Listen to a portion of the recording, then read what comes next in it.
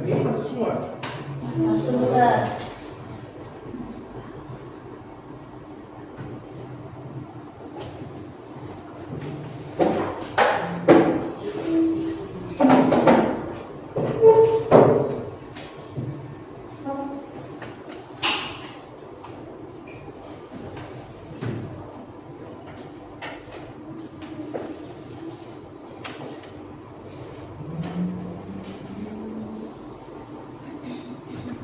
Hari ini sehat? Sehat, Ustaz. Ya.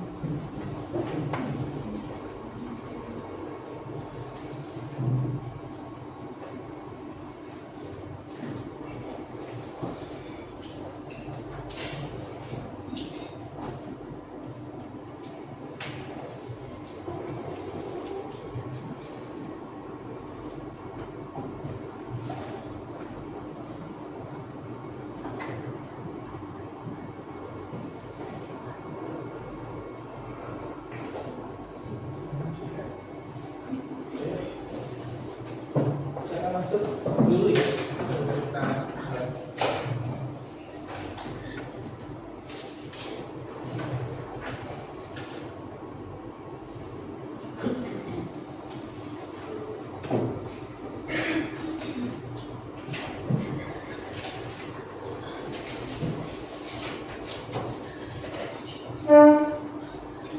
Jadi materi kita pada pagi hari ini berkaitan dengan sumber daya manusia Indonesia, akan fokus di kualitas sumber daya manusia Indonesia. Nah,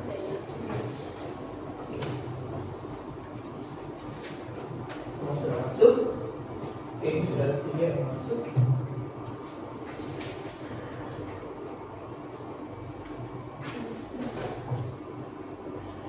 Ada yang terkendala? Nah, sudah orang.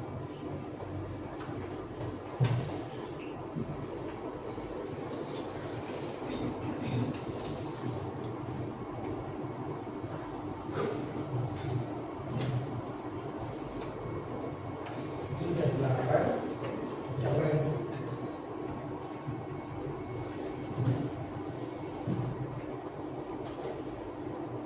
kemana? Tidak 3 dan 9. Ada 10.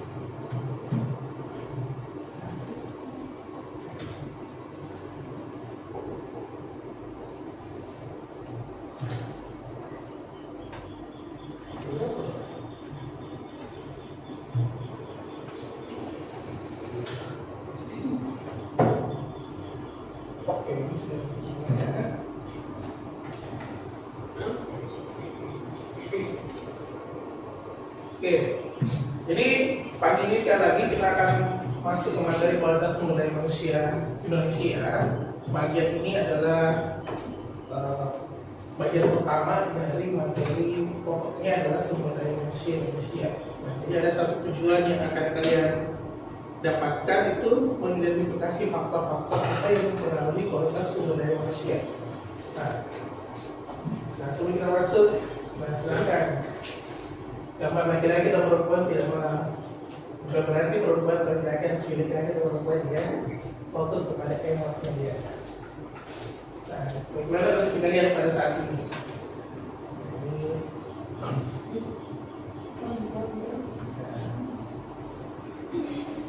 Sambil lagi ya, jawab sudah menjawab.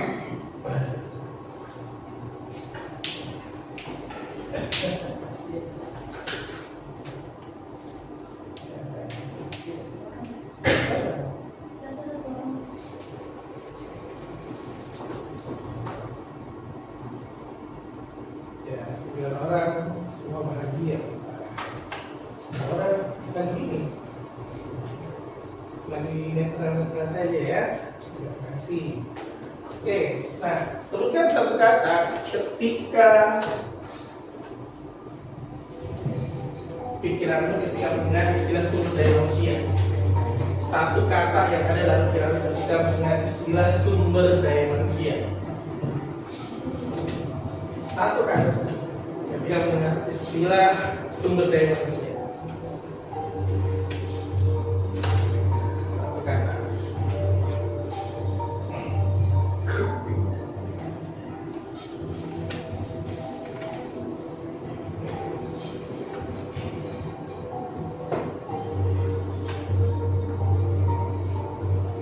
Oke, banyaknya manusia, kecerdasan, bekerja, banyak makanan.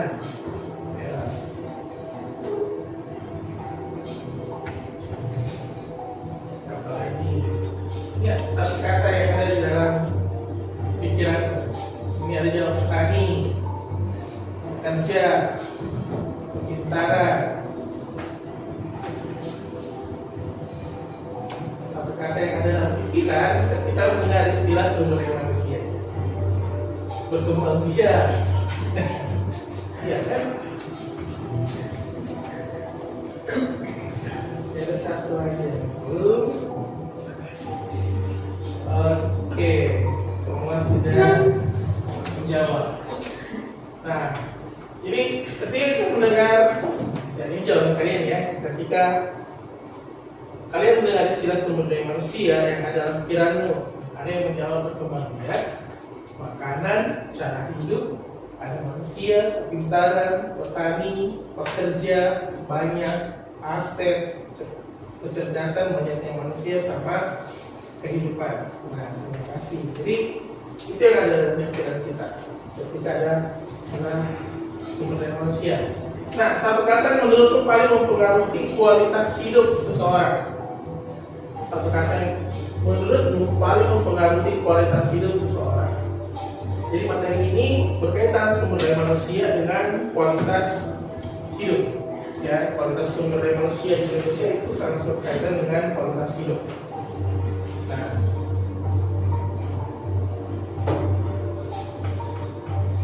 ya, uang, etika, kekayaan, kelakuan. Ya. Satu kata yang paling mempengaruhi kualitas hidup seseorang. Oke, 9 orang sudah menjawab. Ya, Allah, uang, ekonomi, uang, pola kelakuan, kekayaan, etika, sikap, lingkungan, kendaraan. Ya kan itu terserah tuh apa yang jelas sama orang menurut kamu adalah mempengaruhi kualitas hidup seseorang. Oke, nah di sini ada kelakuan, kemudian Allah, ada uang, kemudian uang, pola, ekonomi, kekayaan, sikap, etika, kelakuannya, lingkungan, sama kendaraan. Nah, coba kita spin. Oh.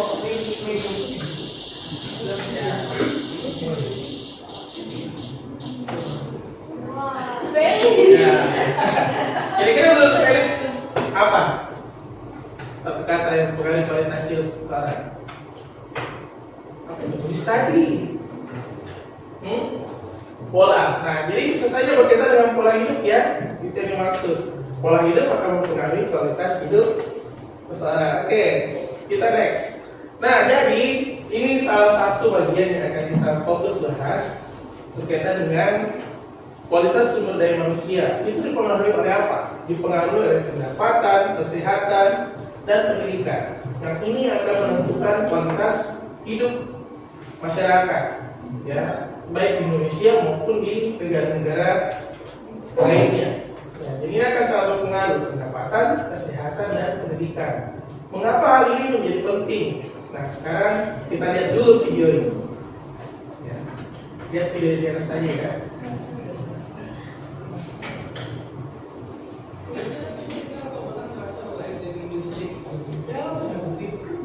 Apalagi kalau kita bandingin sama negara-negara lain, rasanya negara lain itu tuh lebih maju dari kita individual. Tapi sebenarnya tinggalkah negara kita?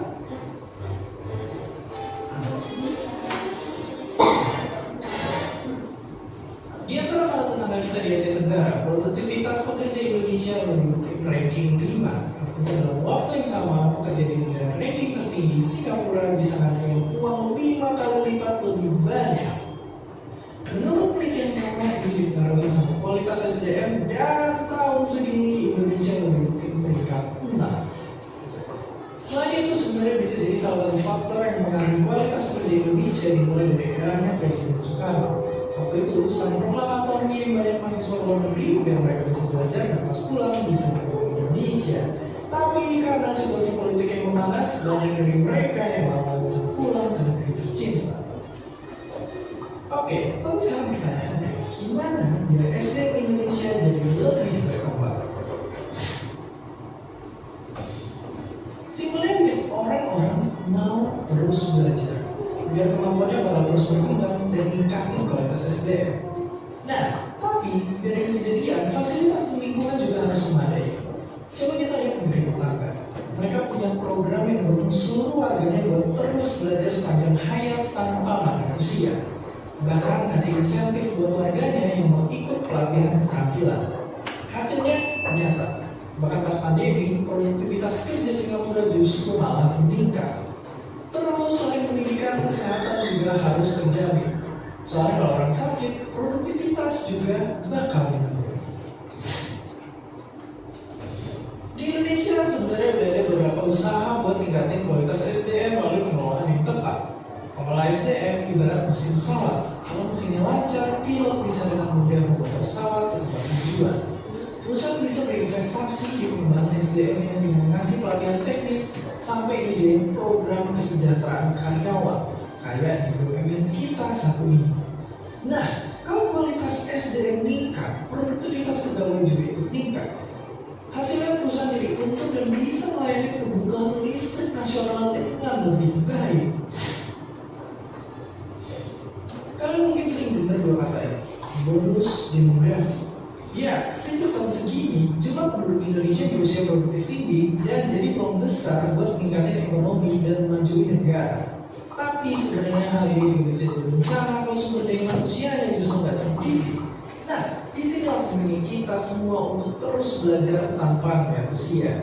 Dan pemerintah juga harus kasih dukungan yang layak biar kita bisa belajar dengan nyaman.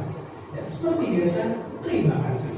Oke, nah, jadi ini video pengantar tentang kualitas sumber daya manusia ya. Kenapa selalu disebut SDM Indonesia itu rendah? Tadi lihat apa? Anak sekolahnya apa? Pusreng terus kan? Nah, itu yang terjadi di diri kalian tidak. Ya, ada yang tidak, ada yang iya ya. Kentara kalau pulang sekolah tuh dibawa pusreng semua. Oke. Nah, jadi pendapatan itu lebih dari sekedar gaji. Ya, pendapatan tidak hanya berasal dari gaji. Seiring berjalannya waktu, pendapatan pengertiannya pendapatan itu akan bergeser. Ya, seiring berjalannya waktu.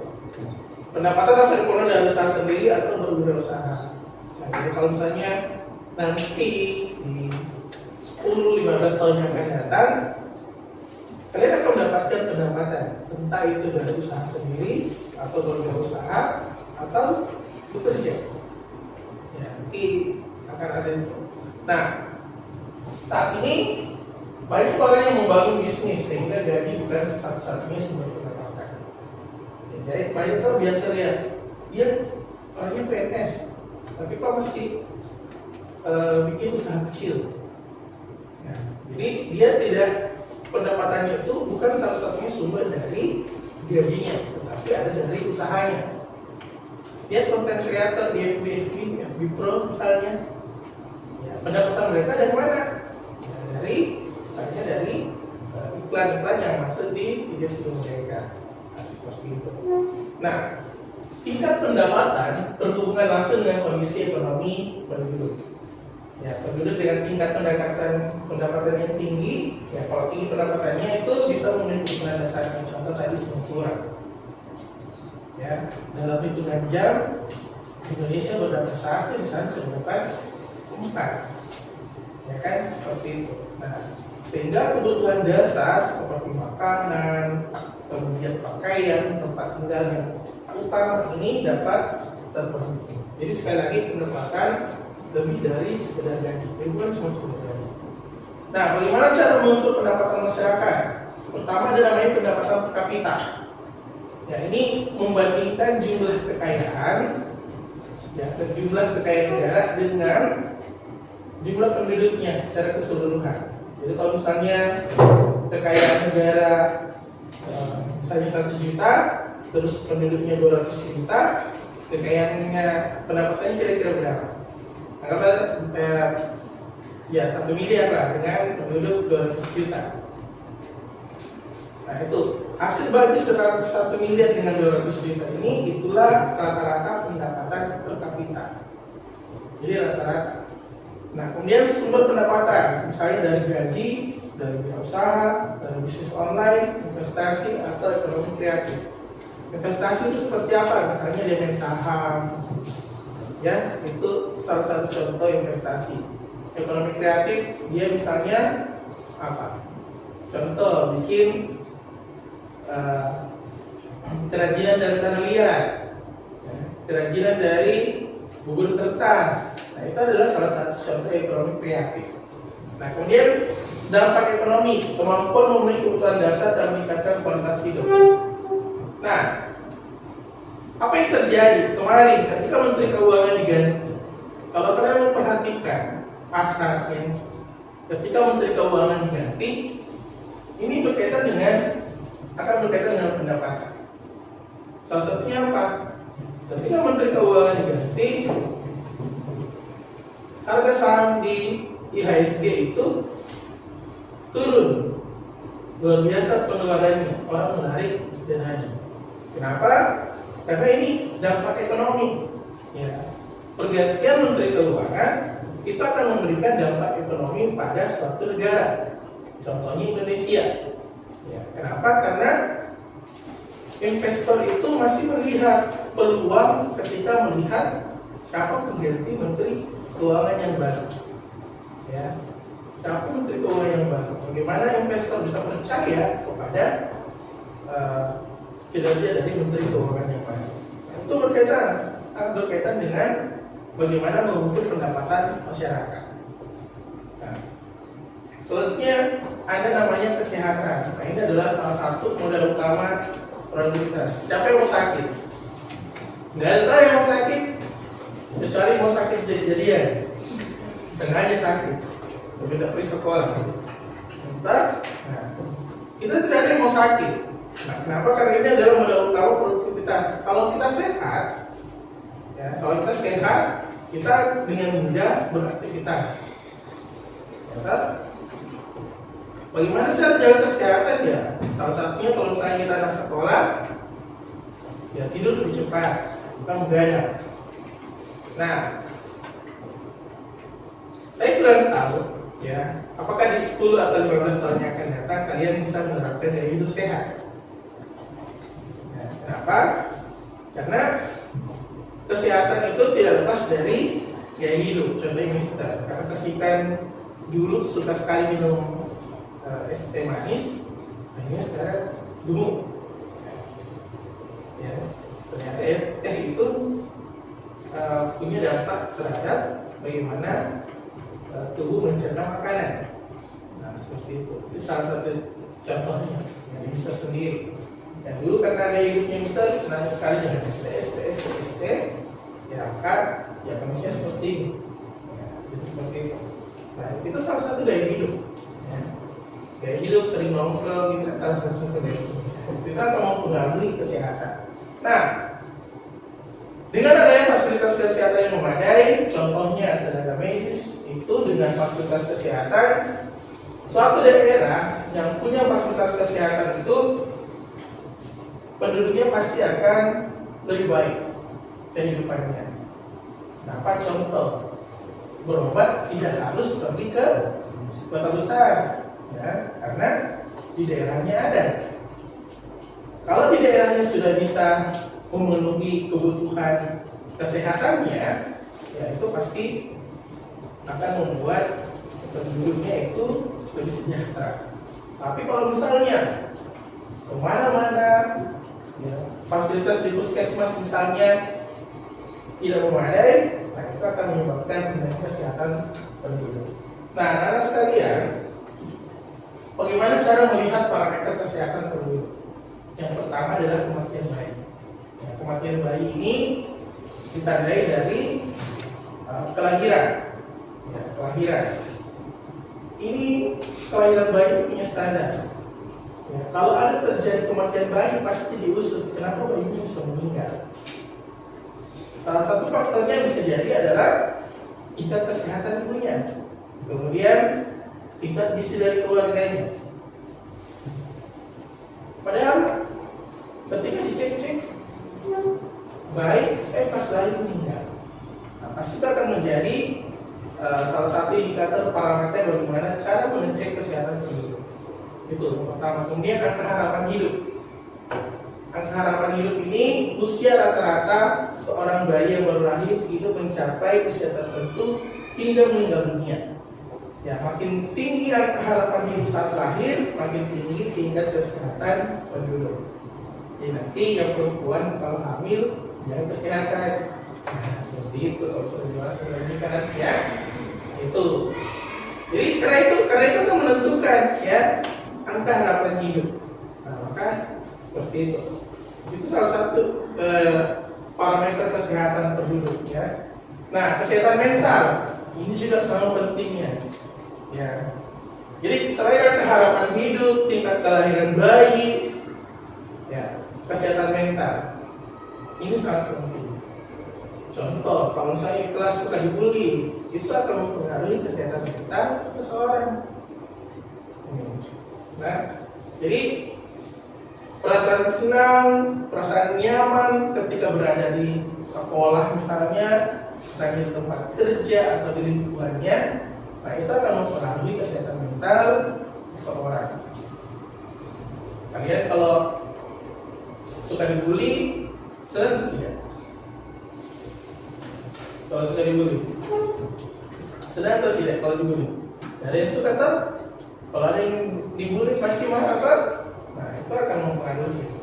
Nah jadi pendidikan yang ketiga itu adalah kunci peningkatan kualitas. Nah kalau kalian belajar tapi sibuknya dengan yang lain, apalagi ketika pegang HP, disuruh pegang HP untuk belajar tapi buka medsos, buka WA, ya buka yang lain yang tidak sesuai, keluar dari aplikasi yang diajarkan misalnya, nah itu tidak akan meningkatkan kualitas kehidupan kalian, khususnya dalam pendidikan kalian. Kenapa? Karena tidak belajar disiplin. Ya, sekolah itu mengajarkan untuk disiplin.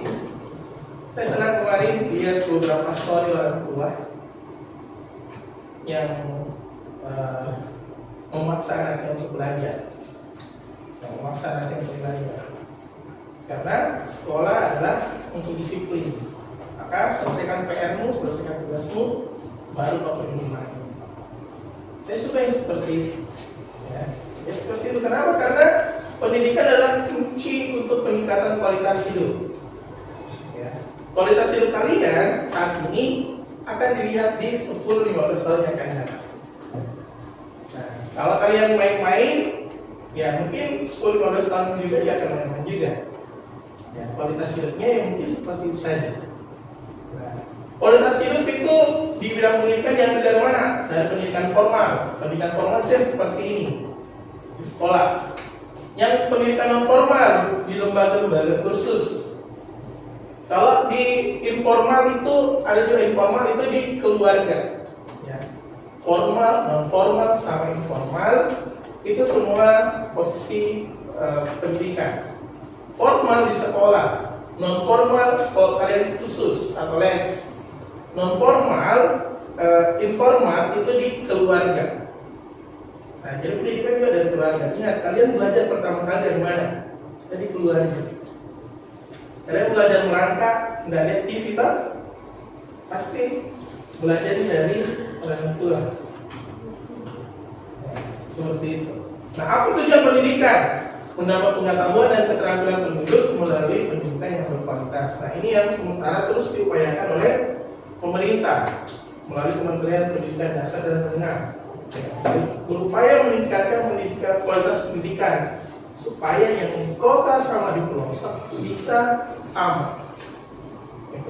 Supaya ini salah satunya apa? Ya, kita tinggal menunggu kita akan mendapatkan kiriman smart TV yang baru lagi, yang lebih lebar dari itu. Nah, itu salah satu upaya pemerintah untuk membantu semua sekolah mendapatkan pendidikan berkualitas. Ya. Nah, apa yang menjadi faktor pendukung pendidikan berkualitas? Pertama adalah tenaga pendidiknya, gurunya. Kemudian akses pendidikan. Di sini di kota mudah sekali untuk mendapatkan akses pendidikan. Geser sedikit, ya ada di tempat kursus lain. Ya, kemudian ada namanya sarana dan prasarana. Nah, ini yang tadi saya maksud, peran pemerintah itu ya dengan sarana prasarana. Salah satu yang akan dikirimkan ke semua sekolah-sekolah itu adalah TV flat yang baru. Ya, masing-masing sekolah akan mendapatkan satu. Ukurannya kalau tidak salah 72 inch. Ya, jadi itu untuk apa? Untuk meningkatkan sarana dan prasarana pembelajaran di sekolah. Untuk meningkatkan kualitas pendidik. Nah, kenapa beberapa akhir ini misalnya ya awal bulan kemarin seminggu itu Mister harus tutup pelatihan. Video ini pun dibuat untuk melihat bagaimana hasil pelatihan tersebut apakah bisa memberikan dampak yang baik kepada guru dan kepada siswa. Seperti itu. Nah, jadi pendidikan dasar itu wajib tempuh. Jadi jangan sampai putus sekolah. Ya, jangan sampai putus sekolah. Kalau bisa sampai tamat SMA atau SMK. Kalau ada rezeki kuliah, ya sambil bantu orang tua berdagang misalnya boleh, tapi upayakan tetap kalau bisa kuliah. Ya, kemudian untuk apa? Membantu manajerial. Kalian dan sekarang bantu orang tua jualan misalnya jaga toko itu untuk membawa pengalaman kalian.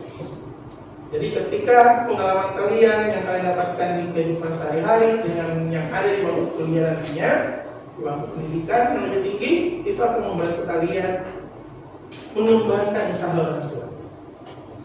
Ya, seperti itu contohnya. Ya. Nah, jadi bagaimana cara untuk menuju pendidikan yang terjangkau dan merata? Nah, ada orang tua yang tidak menyekolahkan anaknya karena lokasi sekolah yang jauh dari rumah atau kesulitan biaya. Nah, ini contoh yang orang-orang yang tinggal di daerah 3T, ya. Daerah 3T itu terluar, terjauh, dan yang lainnya. Gitu. Jadi dia di pinggiran, ya, di situ. Nah, ketika ada hal tersebut yang terjadi, maka bisa jadi kualitas pendidikan suatu daerah itu akan tidak merata. Nah, nanti kita akan berdiskusi dengan studi kasus yang masing-masing akan Mister berikan kepada kalian. Oke ya? Oke, saya akhiri.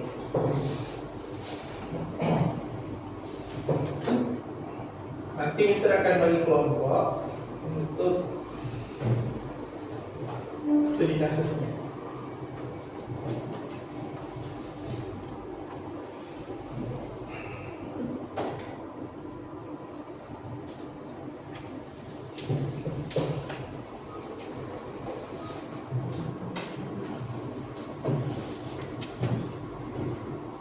Oke, sebentar ya, bisa masukkan dulu.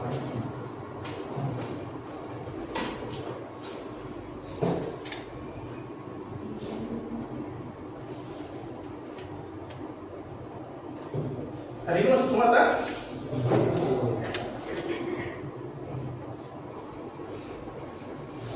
Kita akan kerja kelompok dan studi kasus yang berbeda,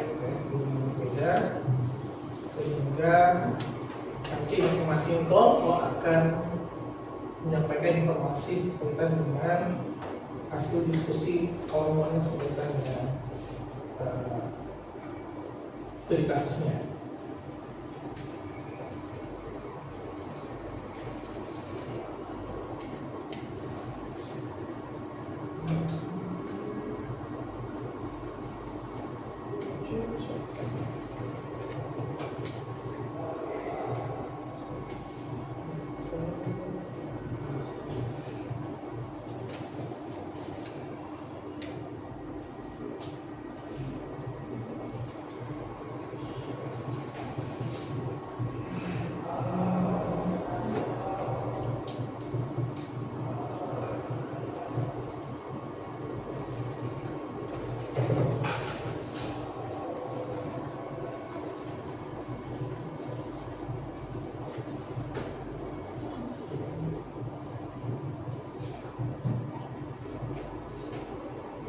Oke, kita start ya. 12 kurang 1.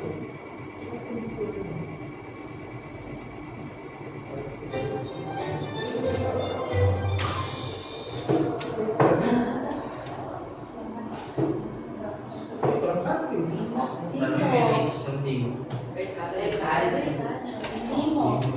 Simo. Iya. Kurang itu dulu kelihatan. Nah.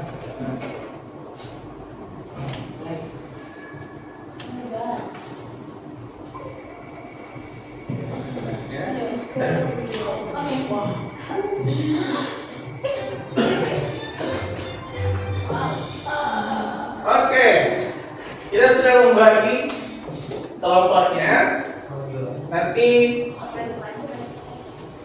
Nanti silakan duduk sesuai dengan kelompok dulu. Silakan diatur. Ayo silakan diatur dulu. Kelompok 1, kelompok 2, kelompok 3, kelompok 4. Ya, ayo. Satukan saja mejanya. 1, 2, 3.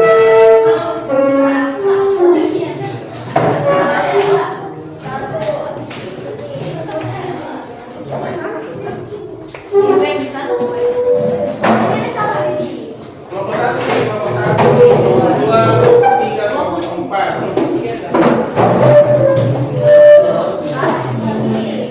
Kelompok 1 sini 1. Ini 1. 2, 3, 4.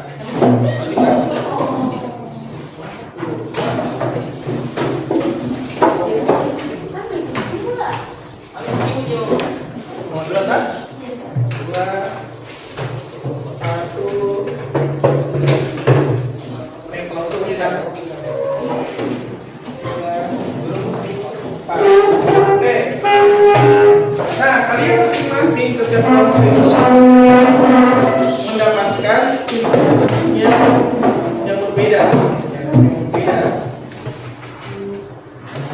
Ya, jadi situ ada studi kasus yang berbeda yang kalian dapatkan. Nah, sekarang perhatikan studi kasus tersebut dan baca dan jawab studi kasusnya.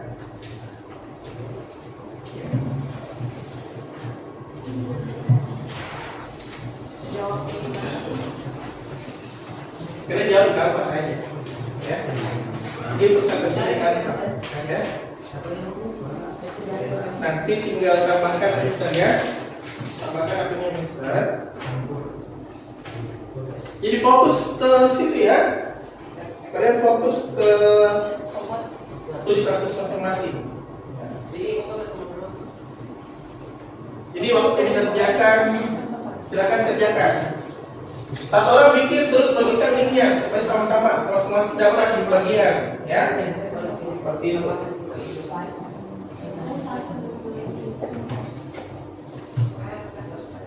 Ya, silakan tambahkan, jangan lupa tambahkan punya Mister ya.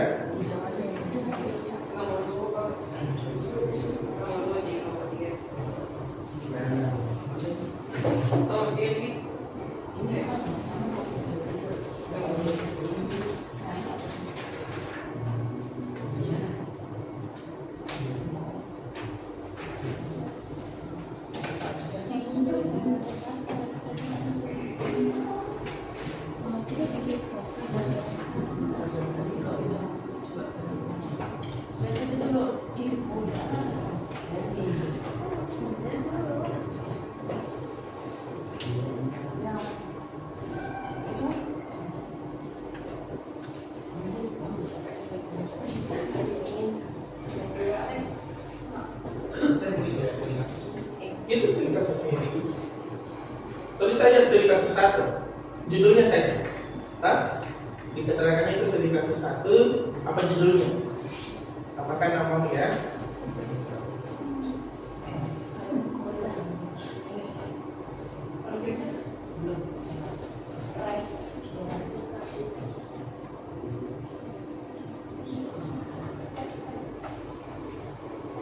Waktunya 15 menit ya.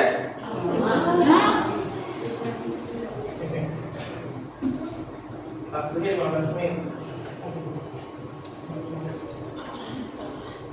Ayo bikin dulu, makanya kerja sama seperti itu.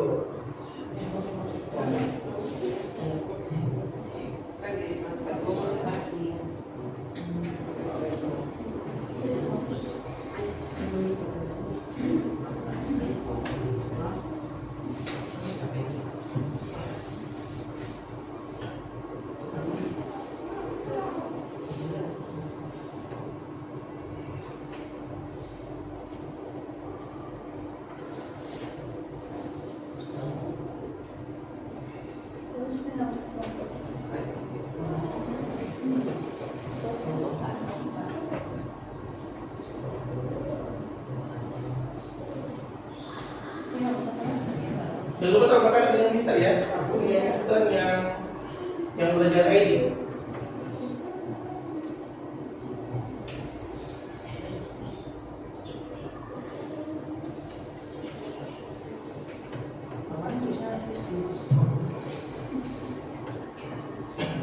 Nanti biar Mister bisa langsung lihat ya.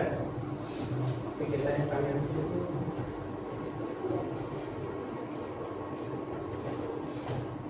Oke, ini sudah ada kelompoknya Ella.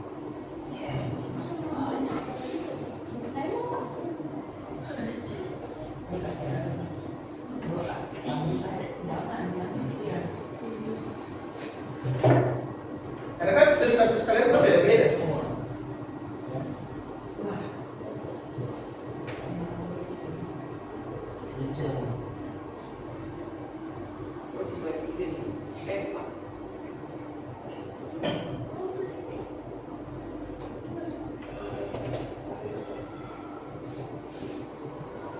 Ini kelompoknya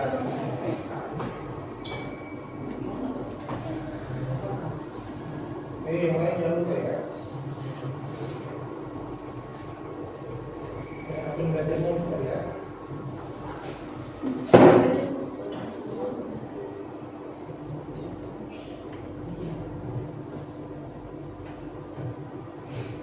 Pastikan mengubah nama. Sudah. Ya, nama temanya ya. Sekarang itu diubah.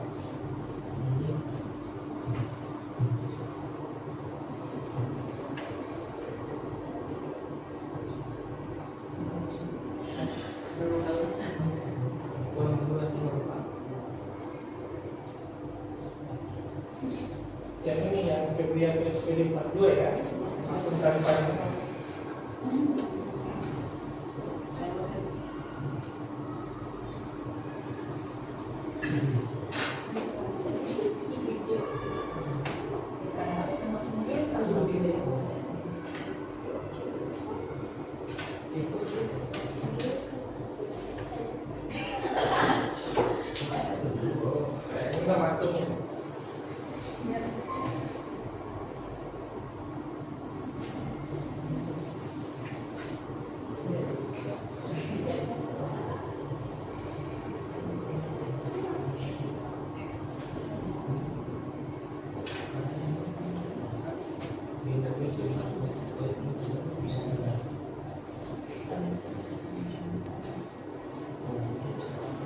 Kita mau baju dulu. Ada. Iya. Terus juga pertanyaan.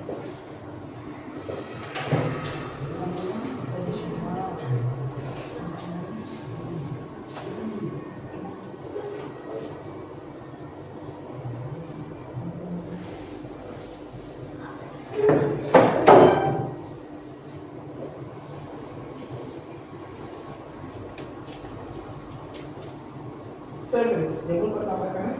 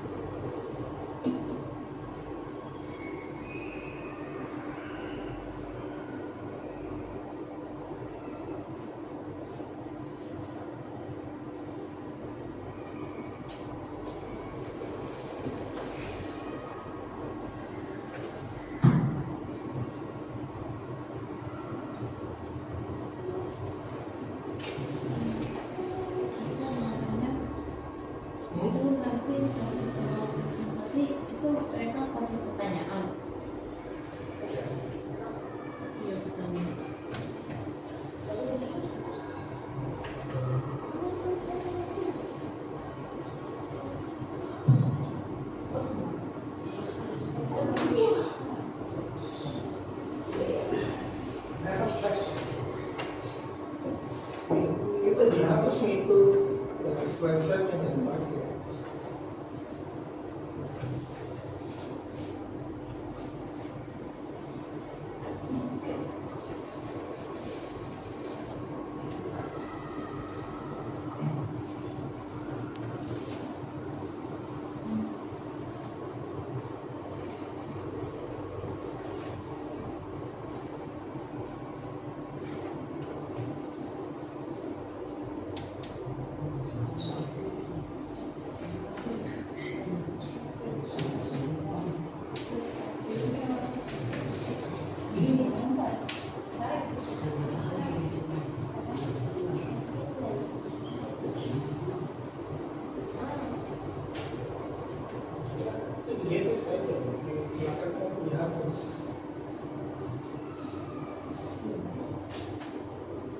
sudah.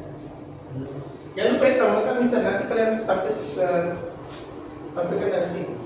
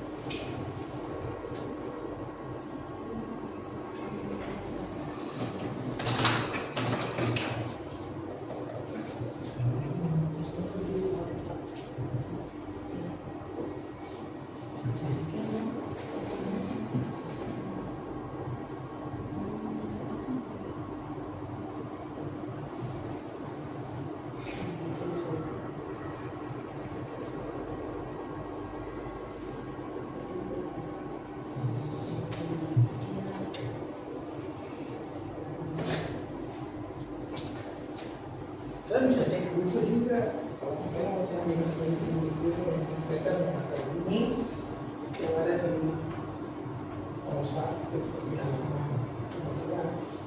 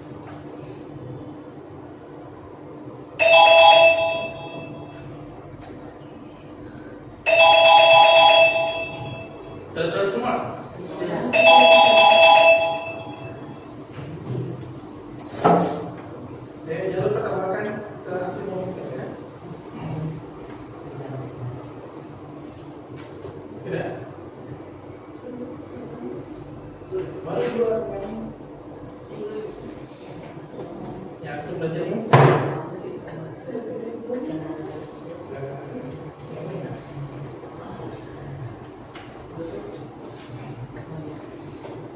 Yang program PSPD 42 yang perlu belajar PSPD 42 yang dulu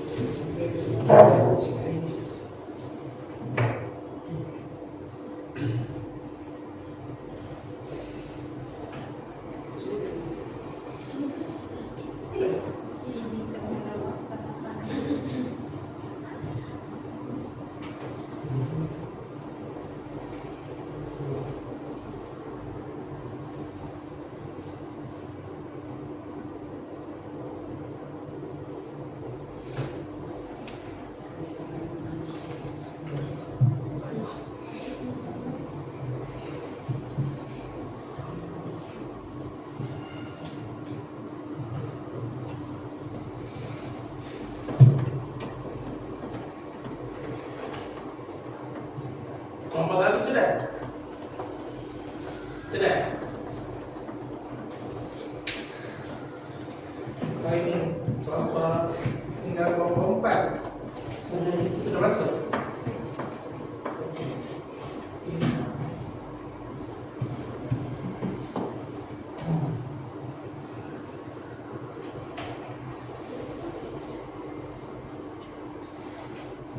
Oke, sekarang kita mulai dari kelompok 1 dulu ya. Kelompok 1 sudah? Sudah? Kelompok 2 sudah? Sudah, oke. Maju kelompok 2 saya kelompok 2 itu oke, silakan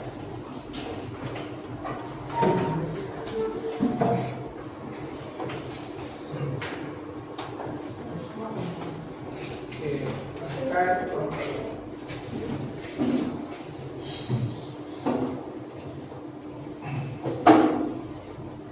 Selamat pagi semuanya. Ya, semuanya ya. Terima kasih atas kesempatan yang sudah diberikan kepada kami. Hari ini kami akan membahas studi kasus 2 tentang masalah yang ada di Desa Bahari. Masalah utama yang ada di Desa Bahari yaitu kekurangan masalah dari ialah kurangnya pendapatan para nelayan yang ada di Desa Bahari yang menyebabkan anak-anak di Desa Bahari kekurangan gizi dan rentan terkena penyakit seperti stunting, anemia, dan gizi yang buruk. Bagaimana hubungan antara faktor kualitas kesehatan dan pendidikan anak-anak di desa ini? Kesehatan yang buruk seperti stunting dan anemia membuat anak-anak sering sakit dan sulit berkonsentrasi sehingga prestasi serta kualitas pendidikan mereka menurun. Mengapa pendapatan yang sebenarnya ada di desa ini tidak terjamin kualitas kesehatan yang baik? Harga jual hasil laut yang sangat rendah. Hasil tangkapan nelayan dijual dengan harga yang sangat rendah. Hal ini menyebabkan pendapatan mereka tidak sebanding dengan hasil yang didapat, sehingga uang yang mereka miliki terbatas untuk memenuhi kebutuhan sehari-hari mereka, termasuk kebutuhan nutrisi. Solusi apa yang dapat kita berikan? Yang pertama, kita dapat membantu masyarakat yang ada di Desa Bahari untuk pendampingan ekonomi, membantu warga untuk membentuk suatu koperasi atau kelompok agar mereka bisa menjual hasil tangkapan mereka langsung di pasar daripada melewati tengkulak yang menjual harga bahan itu menjadi rendah. Yang kedua, mengedukasi warga desa tentang gizi. Berikan penyuluhan kepada warga tentang pentingnya keseimbangan gizi agar anak-anak di desa tidak kekurangan gizi dengan cara mengelola hasil laut sendiri seperti membuat abon, ikan teri untuk dijual ke pasar juga. Yang ketiga, pemberdayaan perempuan. Kita dapat melibatkan ibu-ibu yang ada di desa untuk membantu untuk mengelola keuangan yang ada di desa dan merencanakan menu makanan sehat yang untuk Desa Bahari. Sekian dari kami, apakah ada pertanyaan? Ya, ini studi kasus kedua ya, tentang masalah kesehatan di wilayah pesisir. Ada yang mau bertanya? Cukup?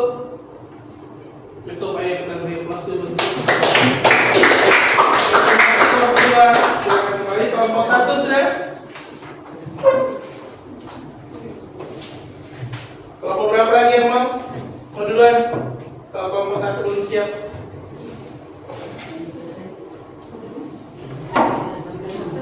Oke, siapa lagi? Kelompok 1. Kelompok 2 sudah. Kelompok 1 ya. Kelompok 4 sudah. Ayo sudah main di sini.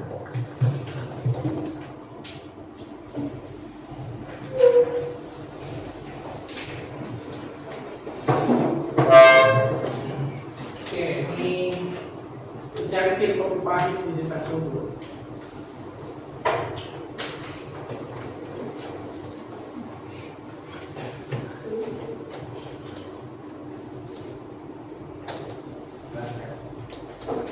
Selamat pagi semuanya.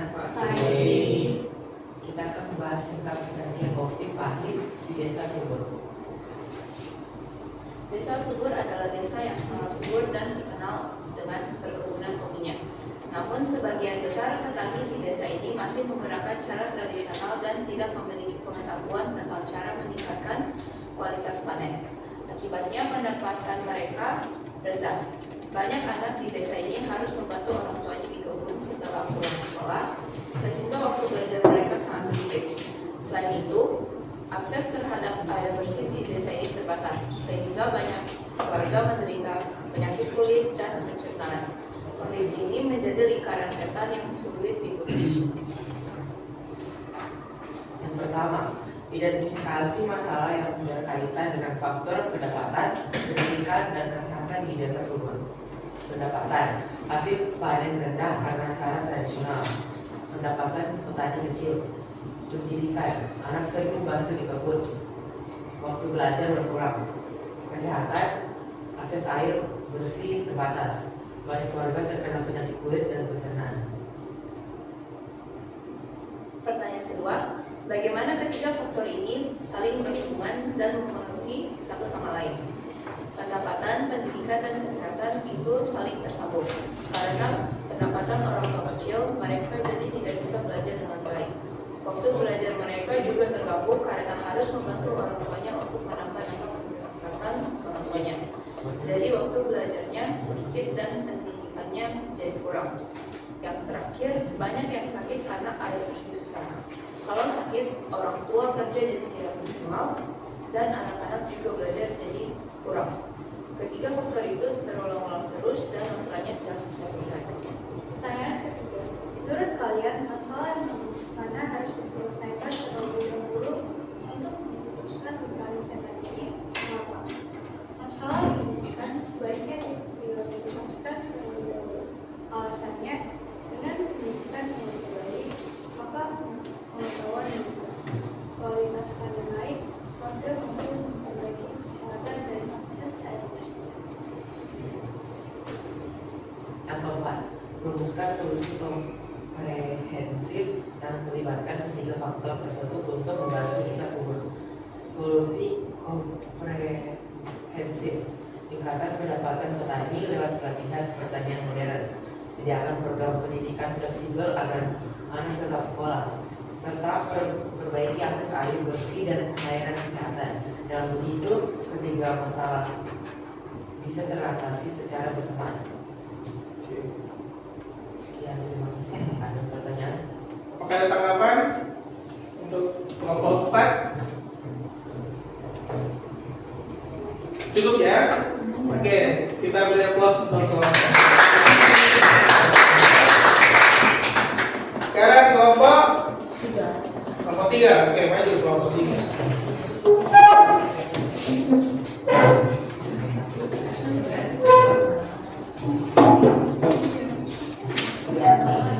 Oke, silakan kelompok 3. Selamat pagi semuanya. Sekarang kami akan mempresentasikan tugas kami yaitu keterbatasan akses dan teknologi di pegunungan. Studi kasus. Desa Puncak terletak di pegunungan yang jauh dari perkotaan. Warga desa ini sangat bersemangat untuk memajukan pendidikan.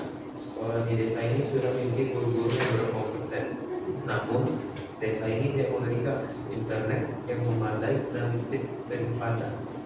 Hal ini membuat guru dan siswa tidak memanfaatkan teknologi digital untuk belajar, seperti menonton video edukasi, mengakses perpustakaan digital, atau mengikuti pelatihan daring.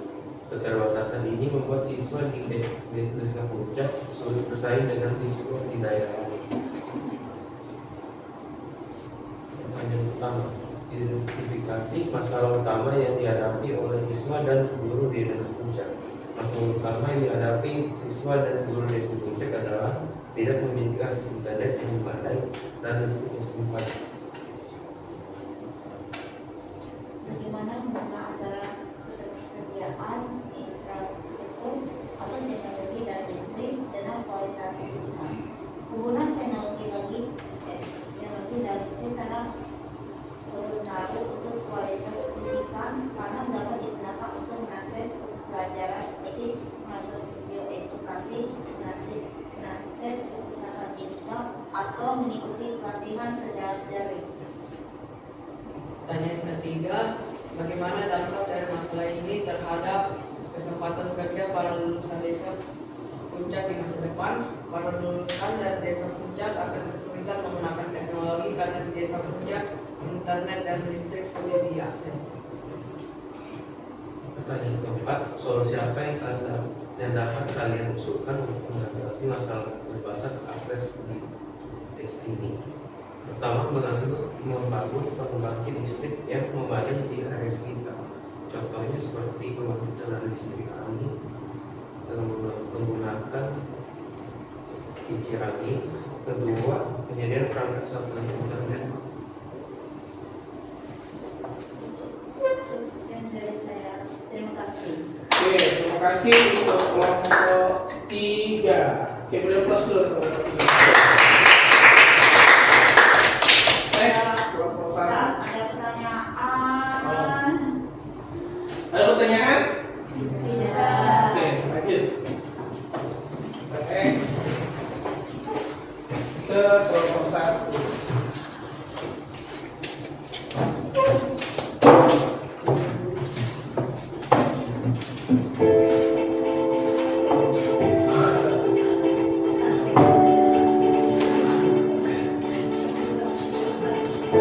Selamat pagi semuanya. Pagi. Kami akan membawakan studi kasus 1 gengsi dan biaya di tengah ibu kota. Studi kasus. Randy seorang siswa kelas 8 tinggal di pinggiran kota besar. Ayah Randy bekerja sebagai buruh harian lepas dan ibunya seorang penjahit di pensiunan. Randy adalah anak yang cerdas, tetapi ia merasa minder karena tidak bisa memiliki buku pelajaran atau seragam sekolah seperti teman-temannya yang lain. Banyak teman sebayanya dari keluarga dan kondisi ekonomi yang sama memilih untuk tidak melanjutkan sekolah setelah lulus SMP dan langsung mencari pekerjaan apapun untuk membantu orang tua mereka. Mereka berpikir bahwa pendidikan tinggi tidak menjamin pekerjaan yang layak dan biaya sekolah yang sangat mahal. Pertanyaan yang pertama, identifikasi masalah utama yang dihadapi Randy dan teman-temannya. Masalah utama yang dihadapi adalah kondisi ekonomi yang sulit, sehingga Randy dan teman-temannya kesulitan untuk melanjutkan pendidikan ke jenjang yang lebih tinggi. Pertanyaan yang kedua, bagaimana hubungan faktor pendapatan keputusan untuk melanjutkan pendidikan? Keterbatasan ekonomi keluarga sehingga sulit memenuhi kebutuhan sekolah seperti buku, seragam, dan perlengkapan. Dan ketiga, selain biaya, faktor apa saja yang membuat Randy merasa minder di sekolah? Selain biaya, Randy merasa minder karena dia tidak menggunakan buku dan seragam yang lain. Selain itu, Randy juga takut dianggap rendah atau diremehkan oleh teman-temannya. Dan yang ketiga, sebagai seorang pelajar, apa yang dapat kalian tawarkan agar Randy dan teman-temannya tetap semangat sekolah? Jangan berhenti belajar walaupun pendidikan tinggi tidak pasti bermasuk ke dari bagus. Pekerjaan yang kau dapatkan hanya modal SMP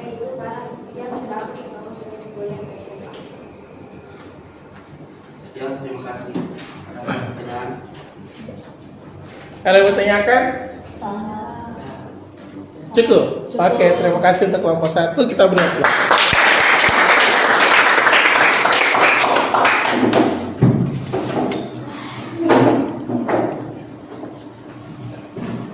Oke, nah jadi ini ada 4 studi kasus yang kalian pelajari dan semua studi kasusnya itu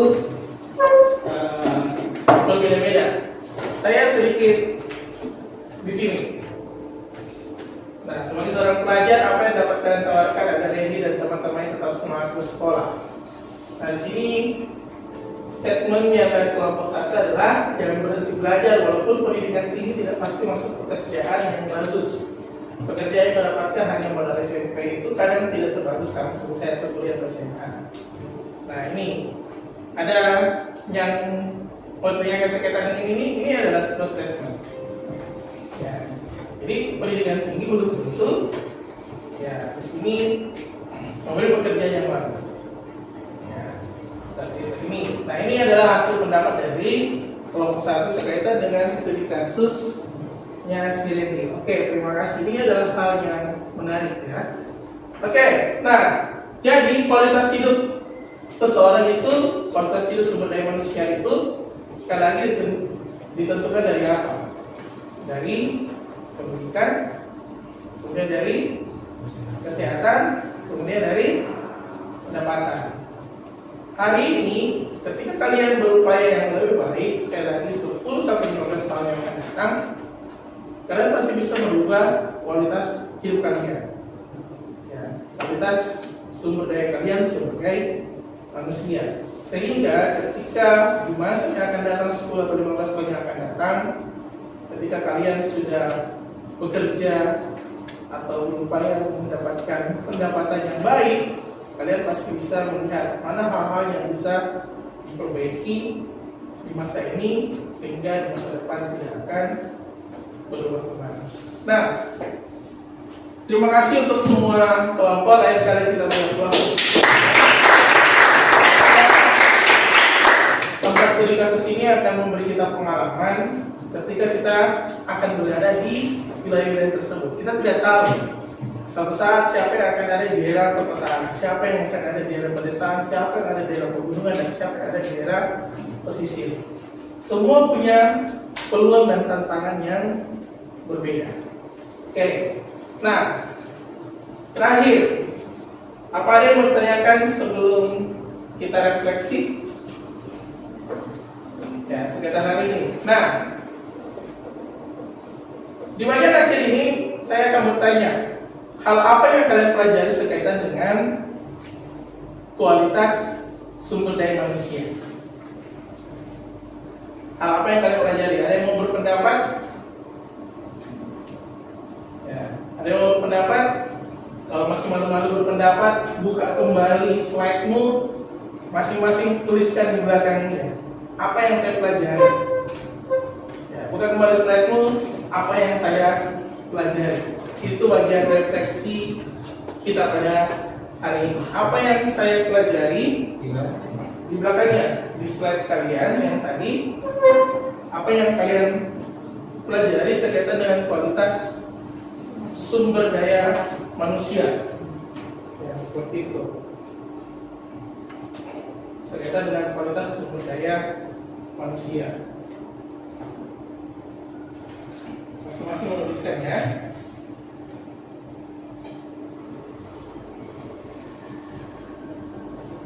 Oke, jadi silakan kita refleksi masing-masing apa yang dipelajari sekaitan dengan kualitas sumber daya manusia. Jadi saya berpikir yang kelihatan. Ya, jadi ini adalah refleksi masing-masing dari setiap kelompok ya. Oke.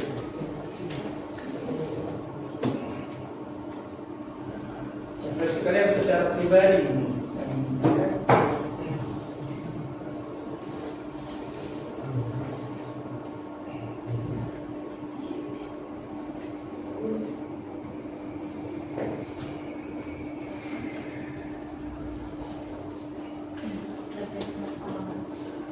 Oke, sudah semua? Apa yang kalian pelajari secara singkat dan jelas? Apa yang kalian pelajari berkaitan dengan kualitas sumber daya manusia?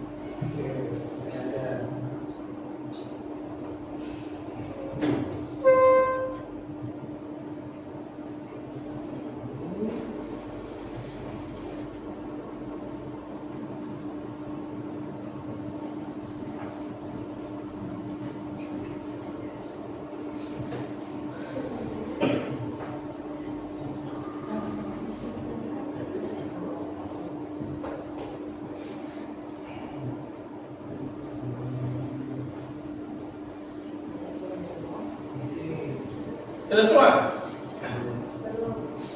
Dan saya akan bacakan satu saja.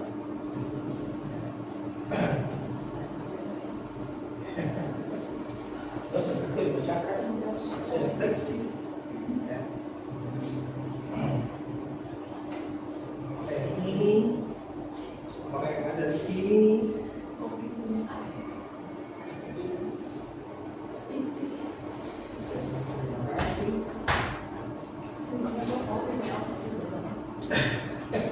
Jangan kau pikir, masa salah pikirannya? Ini mah beda kalimatnya. Ya. Orang saya lebih dulu. Jangan selalu mencontoh diri. Baik kan kasih keluar kalimat menurutmu sendiri.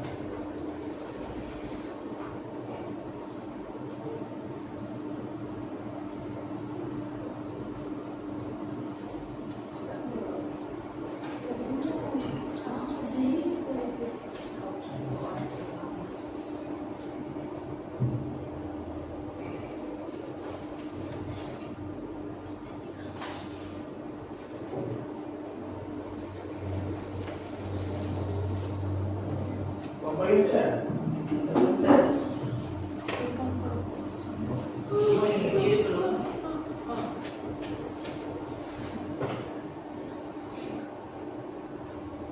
Satu dulu. Ini sudah? Kelompok satu sudah? Kelompok ini. Kelompok satu. Kelompok 4 sudah.